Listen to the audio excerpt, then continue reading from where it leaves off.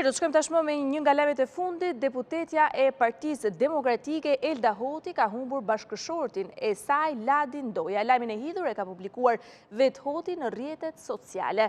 Përmes një mesazhi emocionues, Hoti shpreh pikëllimin e thellë për këtë humbje të rëndë. U presh në paqe i miri i zemrës time.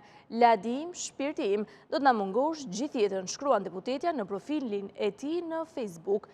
I vëllai i të ndjerit, Aleksandër Doja, shkruan gjithashtu se me dhimbje të thellë njoftojmë se vëllai ynë i dashur Ladi Ndoja u nda papritur nga jeta në moshën vetëm 46 vjeçare si pasojë e një ataku kardiak.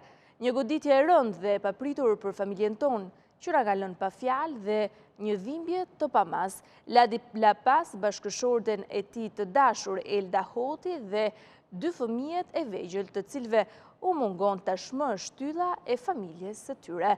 Në këto çaste të vështira, kërkojmë mirëkuptimin e të gjithë miqve, të afërmve dhe dashamirësve, ndërsa përpiqemi të përballojmë këtë humbje të rëndë. U preksh në paqe i dashur Ladi, kujtimi yt do të mbetet për herë në zemrat tona, shkruan vëllai i tij.